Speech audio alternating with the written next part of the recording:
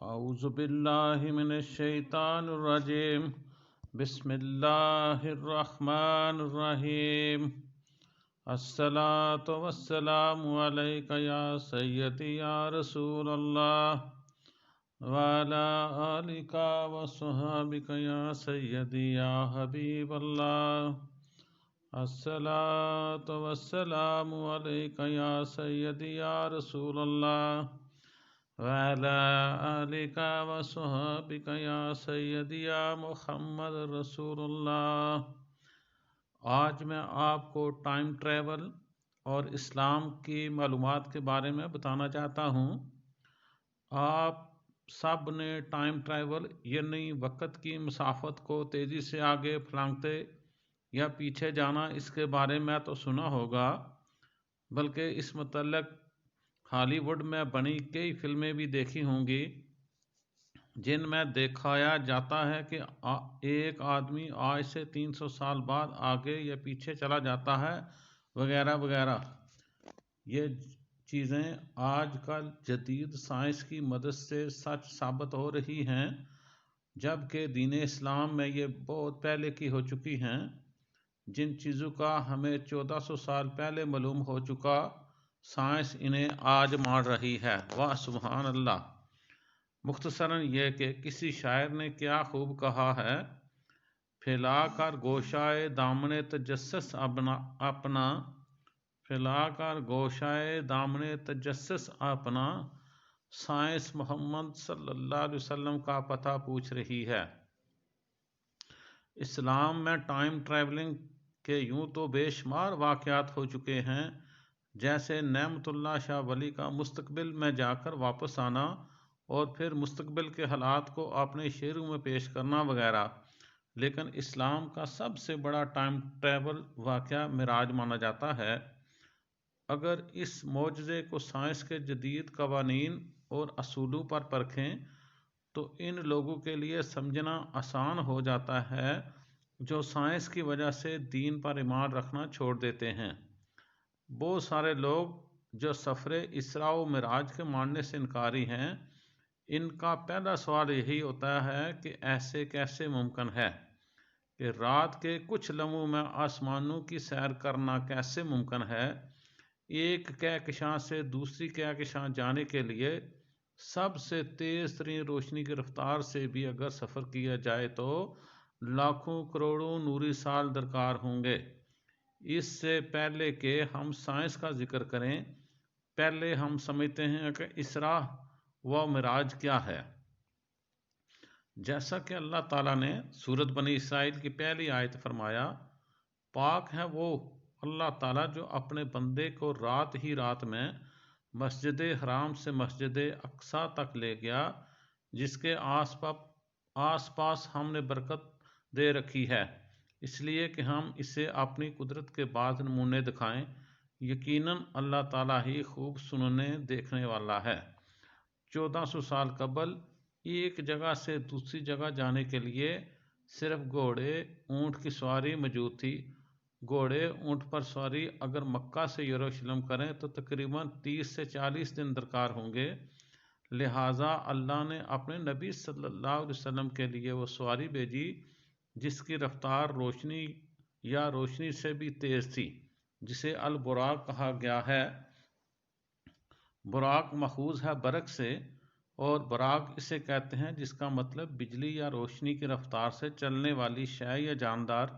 اس براق کو سواری پر مکہ سے بیت المقدس کا سفر پلک جھپکنے سے بھی تیز ثابت ہوا، کیونکہ یہ سواری روشنی کی رفتار سے سفر مکمل کرتی ہے۔ اب سوال یہ پیدا ہوتا ہے کہ کیا ایک انسان اتنی تیز رفتار برداشت کر سکتا ہے؟ تو اس کا جواب بھی ہمیں حدیث سے ملتا ہے۔ آپ صلی اللہ علیہ وسلم نے فرمایا، معراج پر سفر سے پہلے میرے پاس جبرائیل علیہ السلام آئے اور میرا سینہ چاک کیا، میرے دل کو نکالا گیا اور ایک سونے کا طشت لایا گیا جس میں ایمان بھرا ہوا تھا، میرے دل کو اس میں دھویا گیا اور واپس میرے سینے میں رکھ دیا گیا۔ یعنی سینہ چاک کر کے دل کو اللہ تعالیٰ نے اتنا مضبوط فرما دیا کہ آپ صلی اللہ علیہ وسلم کو روشنی کی رفتار برداشت کرنے کی طاقت عطا فرما دی۔ پھر مسجد الحرام سے مسجد الاقصی لے جایا گیا اور وہاں سے آسمانوں کی طرف۔ احادیث میں اس کی تفصیل موجود ہے۔ پہلے آسمان سے 7ویں آسمان تک اور پھر سدرۃ المنتہا جو کائنات کی آخری حد ہے، یہاں رب تعالیٰ کا عرش مبارک ہے، وہاں تک یہ سفر مکمل ہو کر اختتام پذیر ہوا۔ اور اس سفر کے درمیان اللہ نے آپ کو جنت اور دوزخ کے مناظر بھی دکھائے۔ آئیے اب ہم سمجھتے ہیں کہ اب تک کی جدید سائنس کی تھیوریاں اور قوانین کیا کہتے ہیں۔ یہ بات تو واضح ہے کہ کائنات لامحدود ہے اور اس کائنات کا سفر کرنا ممکن نہیں، کیونکہ اس کے لیے آج کے انسانوں کے پاس نہ تو وسائل ہیں اور نہ ہی زندگی۔ اگر انسان روشنی کی رفتار حاصل کر بھی لے تو انسان کی زندگی کے 50-100 سال بھی بہت کم ہیں، چونکہ سفر معراج کا ایک ہی رات میں شروع ہونا اور اسی رات کے ہی کچھ حصوں میں مکمل ہونا، یہ چیز ثابت کرتی ہے کہ یہ سارا سفر براق پر بھی ممکن نہیں، کیونکہ براق اگر روشنی کی رفتار سے چلے تب بھی سدرۃ المنتہا تک پہنچنے کے سفر میں اربوں نوری سال درکار ہوں گے۔ تو سوال یہ پیدا ہوتا ہے، آخر یہ کیسے ممکن ہوا؟ اس کا سوال کا جواب ہم اس وارم ہول کی تھیوری سے لیتے ہیں۔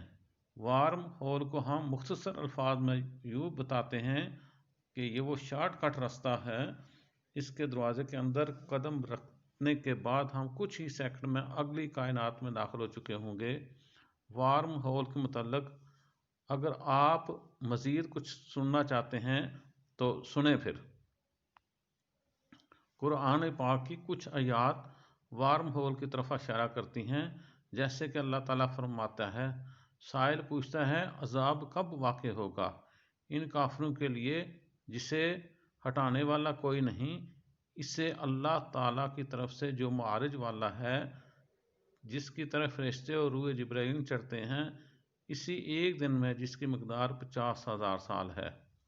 اس آیت میں اللہ نے واضح فرمایا، اللہ تعالیٰ پہنچنے کا جو راستہ جسے المعارج کہا گیا ہے، جو معراج سے بھی اخذ ہے، یہ وہ آسان راستہ ہے کہ دنیا کے حساب سے 50,000 سال کا سفر ہے، لیکن اسے ایک دن کے برابر کر دیا گیا۔ یعنی اس آیت میں واضح اشارہ ہے، اللہ تعالیٰ وارم ہول کی طرف اشارہ فرما رہا ہے۔ اس آیت میں ذکر فرشتوں کے سفر کا ہے، یعنی یہی راستہ نبی کریم صلی اللہ علیہ وسلم کو معراج کروانے کے لیے استعمال کیے گئے۔